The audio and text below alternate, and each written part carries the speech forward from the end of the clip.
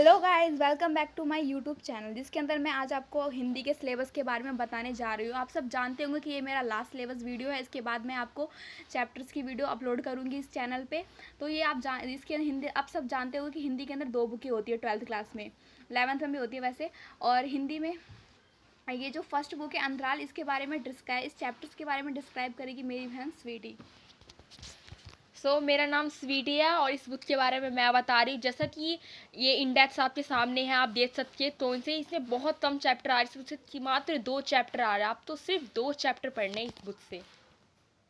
तो जो पहला चैप्टर था वो सूरदास की झोपड़ी, वो मुंशी प्रेमचंद्र जी द्वारा लिखी है। याद रखना कि ये मल्टीपल चॉइस वाले पेपर है और इसमें एक नंबर में कुछ भी पूछा जा सकता है। तो आपको सब कुछ याद रखना पड़ेगा, किसने लिखा है, कौन से सन में उसकी मृत्यु थी, सब कुछ याद रखना पड़ेगा।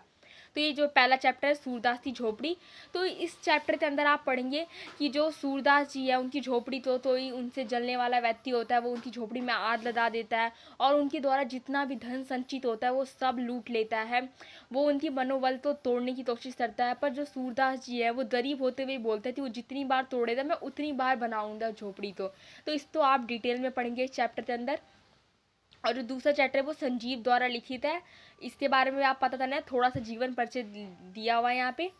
तो दूसरे चैप्टर का नाम आरोहण है। जैसे कि चैप्टर के नाम से पता चलता है, आरोहण यानी कि उन पर्वत लोगों के बारे में बताया जो पर्वतों पे रहते हैं। उनका जीवन कितना कठिन होता है, कैसे पर्वत पहाड़ों पे अपने जीवन का खतरा जीते हुए वो रहते हैं। उनको मृत्यु का भी डर हमेशा लगा रहता है, तब जो है पर्वत टूट जाए, वो हिंदी आ जाए। तो ये सब हम उन्हीं के बारे में पढ़ेंगे इस चैप्टर के अंदर। ये दूसरी बुक है हिंदी की, जो अब इसके बारे में मेरी बहन ब्यूटी बताएंगी। हिंदी की बुक में थोड़ा ज़्यादा चैप्टर है, लेकिन कोई नहीं, बहुत इजी चैप्टर है जो बहुत ही आसानी से समझ में आएंगे। और इस चैप्टर्स के बारे में अभी आपको मैं थोड़ा थोड़ा बता दे रही हूँ कौन कौन से चैप्टर फर्स्ट टर्म में आने वाले हैं। तो ये विषय सूची काव्य खंड में से भी कुछ आएगा और कुछ गद्य खंड में भी से आएगा। काव्य खंड में से फर्स्ट जयशंकर प्रसाद द्वारा काव्य लिखा गया है। एक है देवसेना का गीत है। देवसेना के गीत में देवसेना अपनी पीड़ा व्याकुलता को बता रही होती है कि वो उसको कितनी पीड़ा है, इन सब के बारे में वो बता रही होती है। और एक है कल्याण का गीत। कल्याण के गीत में कि हमारा देश कैसा है ये सब बताया गया है एक कवि के द्वारा। और इसके बाद विष्णु खरे में एक कम में जो बाहर के जो अनबार होते हैं, जो लालच होता है, जो मालामाल होने के लिए लोग एक दूसरे की हत्या करते हैं, इतनी सारी चीज़ों के बारे में बता रखा है कि बाहर के अनबारों के ऊपर दोष दे रखा है। और सत्य ना, ये महाभारत के जो किरदार होते हैं उनके ऊपर करके सत्य के महत्व के बारे में बता रखा है कि सत्य थोड़े पल के छुप तो रहता है लेकिन वो लुप्त नहीं होता, वो हमें पता चल जाता है कैसे न कैसे, थोड़ी लिए वो भटकाता जरूर से ढूंढने के लिए। अब ये रघुवीर सहाय में वसंत आया, इसमें भी 2 है, वसंत आया और तोड़ो। तो वसंत आया में वसंत जो लोग हैं वो प्राकृतिक प्रेम से कितना दूर चले गए हैं, वसंत आने पे भी उन्हें पता नहीं चलता कि वसंत आ चुका है। वो लोग कैलेंडर के सहारे पता करते हैं कि वसंत आए, ये नहीं कि प्राकृतिक चीज़ों के सहारे पता करें।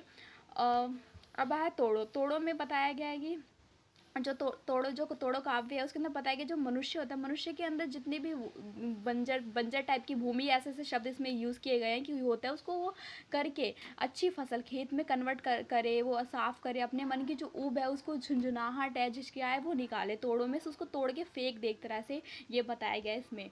और रामचंद्र शुक्ला, ये गद्य खंड है। रामचंद्र शुक्ला में प्रेमचंद्र की छाया स्मृति आया गया है। और प्रेमचंद्र की छाया स्मृति में हम एक लेखक के बारे में पढ़ेंगे जिसका हिंदी प्रेम, जो लेखकों के प्रति वो कितना उत्सुक था उन्हें देखने के लिए, ये सब बताया गया। चौधरी वौधरी के बारे में आप पढ़ेंगे इससे रामचंद्र शुक्ला के प्रेमगंज की छाया में।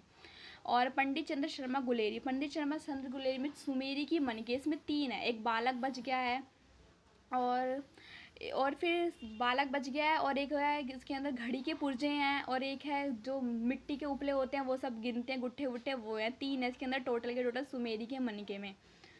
और फणीश्वरनाथ रेणु, इसमें संवादीय में आप सब जान सकते हैं इस चैप्टर के थ्रू ही, कि संवादीय बहुत पहले से पढ़ के आते हैं। संवादीय क्या होता है, किसी से बात करना, या किसी को भी हम संवाद कह देते हैं जब किसी से हम बात करते हैं। तो ये इस चैप्टर में बताया गया, बहुत थोड़ा लॉन्ग चैप्टर है लेकिन बहुत ईजी है और बहुत इंटरेस्टिंग भी है chapter.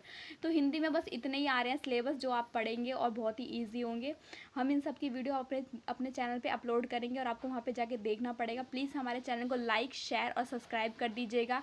And thank you watching this video. Next time you will see on my channel any